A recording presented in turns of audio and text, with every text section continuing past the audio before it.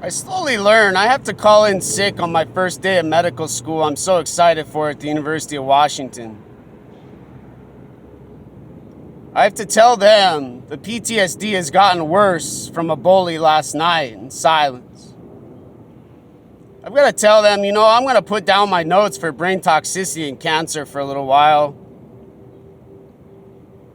And I'm not sure what I'm going to do next other than take a boat to nowhere in silence and never return again. These people don't learn. These people don't care. These people consider you all non-essential. But gosh darn, when they need you all at the medical school, they run down so fast with their families and bring people over from other countries to get what y'all have at the University of Washington Medical School.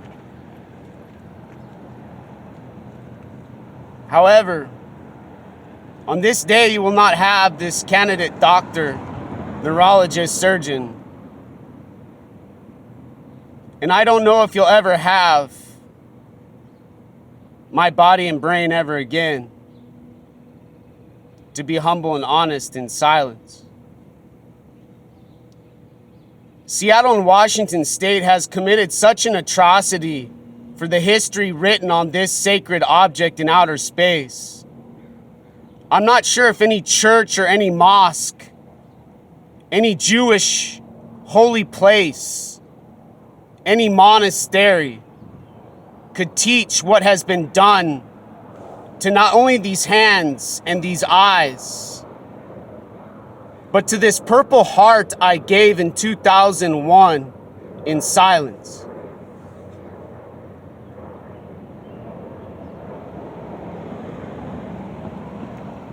Dr. Ferreira might never see this video, and Dr. Pollack and Dr. Najiri may never see my Dinosaur Brain and Heart YouTube channel.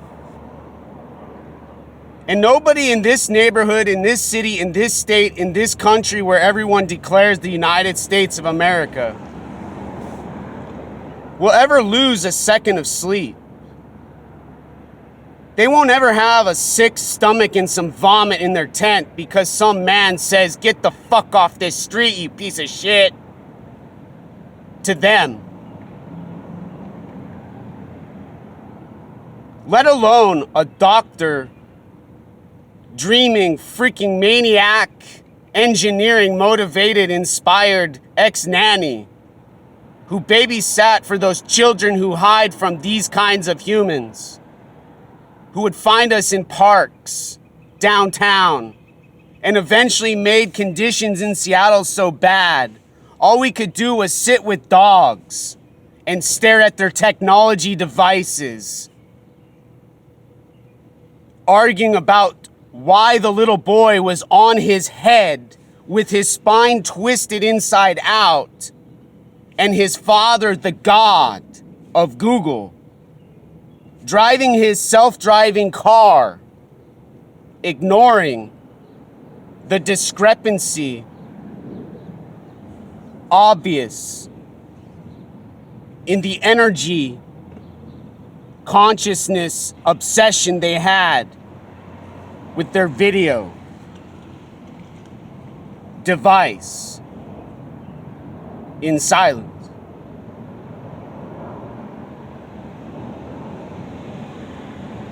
There'll be an earthquake eventually, and I'll probably die then. If I don't die now, if I don't die tomorrow, if I don't die in a few minutes or the next second when someone runs me over or blows my goddamn head apart or stabs me in my goddamn fucking skull. Confused about what they're hearing and seeing and observing, so different than the static they read about in their magazines in silence.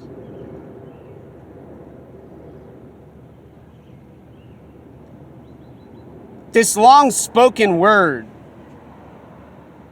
has nothing to do with some classroom and some stupid fucking test.